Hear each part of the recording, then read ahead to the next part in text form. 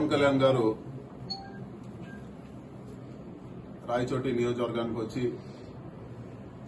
MPDO పైన దాడి జరిగిందని చెప్పి నానా రభస్ చేసి ప్రతి దాంట్లో కూడా కులం తీసుకొచ్చి ఒక ఎస్సీ ఆఫీసర్ పైన దాడి జరిగిందని చెప్పి ఆయన అక్కడ జరిగిన విషయాలు తెలియకనో లేకపోతే తెలిసినా కూడా తెలియని విధంగా ఆయన మాట్లాడటం జరిగింది. ఒక పథకం ప్రకారము ఒక మండల్ ప్రెసిడెంట్, మహిళైన మండల్ ప్రెసిడెంట్ వాళ్ళ అక్కడ సుదర్శన్ రెడ్డి గారు వాళ్ళ మీద ఒక పథకం ప్రకారం దాడి జరిగి తిరిగి వాళ్ళపైనే కేసులు పెట్టే పరిస్థితి అక్కడ ఉండే లోకల్ గా ఉండే వాళ్ళందరికీ కూడా తెలుసు.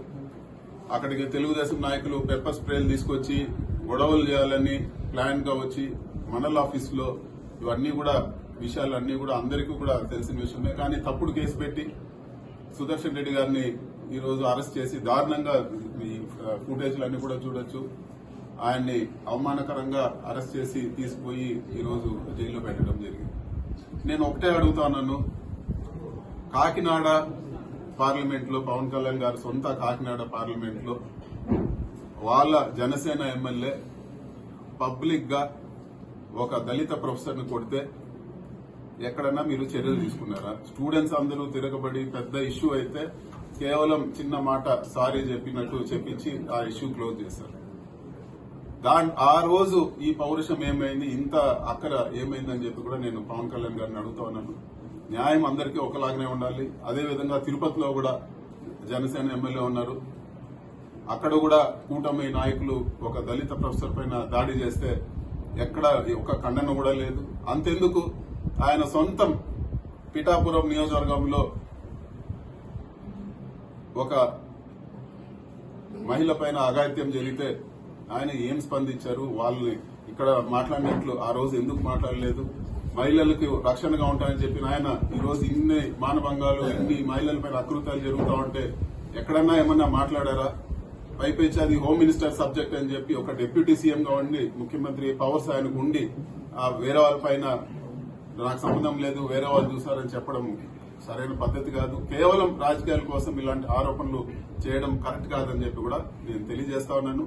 అదేవిధంగా ఈ సుదర్శన్ రెడ్డి గారు ఆయన గతం కూడా మీరు చూసుకోవాలని కూడా నేను చెప్తా ఉన్నాను. ఒక మంచి లాయర్, ఆయనకి ఎక్కడ కూడా ఈ గొడవలు చేసిన చరిత్ర కానీ ఇంకోటి కానీ ఎక్కడా లేదు. ఒక అన్యాయమైన కేసు పెట్టారని చెప్పి కూడా నేను తెలియజేస్తాను. ఖచ్చితంగా న్యాయం కోసం మేము పోరాటం చేస్తాము. ఆయన్ని త్వరగా విడిపించుకునేదానికి అన్ని ప్రయత్నాలు చేస్తామని చెప్పి కూడా నేను తెలియజేస్తాను. తెలుగుదేశం ప్రభుత్వం వచ్చినాక ఒకే ఒక పెన్షన్ పథకం తప్పితే ఈరోజు ఏ పథకాన్ని కూడా అమలు చేయడం లేదు. ఈ పెన్షన్ పథకం కూడా దాదాపు 2,400 లేకపోతే 2,500 కోట్లు నెలకు అవుతుంది. ఇప్పటికి 5 నెలలు పెన్షన్లు ఇచ్చారు. ఈ 5 నెలలకు 12,000 కోట్లు ఖర్చు అవుతుంది. కరెంటు బిల్లులు ఈరోజు పెంచిందే 15,000 కోట్లు ఉంది. 15,000 కోట్లు ఈరోజు 12,000 కోట్లు పథకాల ద్వారా పెన్షన్ వాళ్ళు ఇస్తే 15,000 కోట్లు కరెంటు బిల్లులు పెంచారు. మిగతా ఎక్కడ కూడా ఏ పథకాలు కూడా ఎన్ని మాటలు చెప్పినా కూడా అన్ని అమలు పరుస్తామని చెప్పినా కూడా ఇప్పటి వరకు వాటి ఊసేతడం లేదు. ఏమన్నా అడిగితే వాళ్ళపైన రివర్స్ కేసులు పెట్టి బెదిరించే పరిస్థితి ఈ రోజు అంతా కూడా చూస్తాము. నేను ఒకటే అడుగుతా ఉన్నాను, ఈ రోజు మీడియాలో నిన్న కూడా అంతా కూడా చూస్తే దాదాపు 80,000 లక్ష కోట్ల అప్పులు ఈ 6 నెలల్లో ప్రభుత్వం చేసింది. ఈ పెన్షన్ తప్పితే ఏ పథకం ఇవ్వలేదు. లేకపోతే ఏదన్నా అన్ని కూడా ఆపారు. మెడికల్ కాలేజీలు ఆపేశారు. ఈరోజు మా మదనపల్లి మెడికల్ కాలేజ్ కానీ ఇంకా కానీ రాష్ట్రంలో ఆపేసి ప్రైవేటైజ్ చేయాలంటా ఉన్నారు. మిగతా ఎక్కడ కూడా ఏ డెవలప్మెంట్ యాక్టివిటీకి కూడా ఇప్పటి వరకు ఖర్చు పెట్టిన దాఖలాలు లేవు. మరి ఈ డబ్బులంతా ఎక్కడ పోయినట్లు, మీరు దేనికి వాడుతా ఉన్నారో కూడా మీరు పబ్లిక్ గా వచ్చి ఎక్కడ ఈ డబ్బులంతా ఖర్చు చేస్తున్నారో కూడా తెలియజేయాల్సిన అవసరం ఉందని చెప్పి కూడా నేను ప్రశ్నిస్తా ఉన్నాను. అదేవిధంగా మదనపల్లిలో ఒకటే నేను అందరిని కూడా ప్రజలకు అందరూ కూడా నేను విజ్ఞప్తి చేసేది, దానికి కూడా రాజకీయం చేసి మాట్లాడదలుచుకోలేదు. కానీ ఒక విషయం అయితే వాస్తవం, బీటీ కాలేజ్ గురించి అయితే మాట్లాడాల్సిన అవసరం ఉంది. బీటీ కాలేజు ఎప్పుడో 100 సంవత్సరాల చరిత్ర కలిగిన కాలేజు. రవీంద్రనాథ్ ఠాగూర్ కూడా అక్కడికి వచ్చిపోయారు. పెద్దలు కూడా అక్కడికి వచ్చి ఇక్కడ మదనపల్లిలో కూడా చెప్తారు, జనగణమన కూడా ఇక్కడే రాశారని చెప్పి కూడా చెప్తారు. ఇంత పేరున్న బీటీ కాలేజ్ ని వాళ్ళు ట్రస్ట్ వాళ్ళు దాదాపు 200 కోట్ల పైన ఉండే ఆస్తిని ప్రభుత్వానికి ఫ్రీగా ఇచ్చారు. ప్రభుత్వం రన్ చేయాలని చెప్పి ప్రభుత్వానికి హ్యాండ్ ఓవర్ చేసి మీరు యూనివర్సిటీగా చేయండి, ఇంకొక 200 సంవత్సరాలు ఈ బీటీ కాలేజ్ కి మీరు లైఫ్ ఉండే విధంగా, చరిత్ర ఉండే విధంగా మీరు చేయండి అని చెప్పి ప్రభుత్వానికి హ్యాండ్ ఓవర్ చేశారు. అది ఏ ప్రభుత్వమైనా ఉండొచ్చు. వాళ్ళు ఇచ్చింది వైఎస్ఆర్సీపీ ప్రభుత్వమా లేకపోతే తెలుగుదేశం ప్రభుత్వం అనే విషయం కాదు, కానీ గవర్నమెంట్ కి హ్యాండ్ ఓవర్ చేశారు. వాళ్ళు ఒక నమ్మకంతో చేశారు. అప్పుడు ప్రభుత్వం జగన్మోహన్ రెడ్డి గారు ముఖ్యమంత్రిగా ఉన్నప్పుడు జీవో కూడా ఇచ్చారు. యూనివర్సిటీగా చేస్తూ బీటీ కాలేజ్ ని యూనివర్సిటీగా చేస్తూ జీవో కూడా ఇచ్చారు. అన్ని కూడా దానిపైన అన్ని కూడా ఫైల్స్ అన్ని కూడా కదిలినాయి.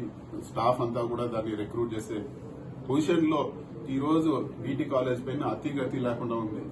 నేను ఒకటే కోరుతా ఉన్నాను తెలుగుదేశం నాయకులు గాని ఇంకోటి గాని, ఈ రాజకీయాలకు అతీతంగా ఇదేదో క్రెడిట్ ఇస్తే మీరే తీసుకోండి. మేము జీవో ఇచ్చినాం కదా, మీరు డెవలప్ చేసి మీరు క్రెడిట్ తీసుకోండి. అభివృద్ధి ఆకుండా మీరు చూడండి. మదనపల్లి నిజంగా బాగుపడాలంటే యూనివర్సిటీ వస్తే ఖచ్చితంగా బాగుపడుతుంది. అదేవిధంగా 450 కోట్లతో టెండర్ పిలిచి మెడికల్ కాలేజ్ పన్నులు, ల్యాండ్ ఉంది, అంతా ఉంది, పన్నులు దాదాపు అయిపోయి స్టాఫ్ కూడా రిక్రూట్ అయినారు. ఈ మూమెంట్ లో ఆపి కాలేజ్ నడపలేకుండా ఇంత ప్రభుత్వం మీరు దాదాపు ఒకే 6 నెలల్లో మీరు దాదాపు 1,00,000 కోట్లు అప్పులు చేశారు. కంప్లీట్ అయిన కాలేజీలు కూడా ఇప్పుడు దాదాపు 450 కోట్ల మెజార్టీ డబ్బులంతా కూడా పెట్టేశారు. స్టాఫ్ రిక్రూట్ అయింది. స్టార్ట్ అయ్యేదాన్ని ఆపడం అన్యాయం అని చెప్పి కూడా నేను తెలియజేస్తా ఉన్నాను. తక్షణమే బీటీ కాలేజ్ ని యూనివర్సిటీ పనుల్ని ప్రారంభించాలని చెప్పి కూడా నేను కోరుతా ఉన్నాను.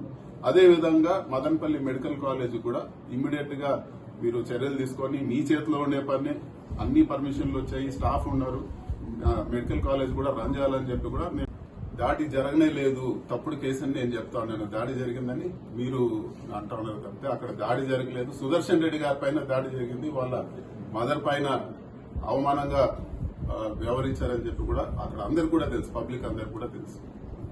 గతంలో ఇదే సుదర్శన్ రెడ్డి గారు 4 ఎంపీడీఓలను కొట్టారని నిన్న స్టేట్మెంట్ కూడా ఇచ్చారు. డిప్యూటీ సీఎం ఎవరు ఇచ్చారు? డిప్యూటీ సీఎం కి అసలు కాకినాడలో జరిగిన ఇన్సిడెంటే మాట్లాడకుండా ఇక్కడ జరిగిన ఇన్సిడెంట్ గురించి ఆయన వచ్చి మాట్లాడుతూ ఉన్నారు. వాళ్ళ నియోజకవర్గంలో జరిగింది ఆయన మాట్లాడటం లేదు.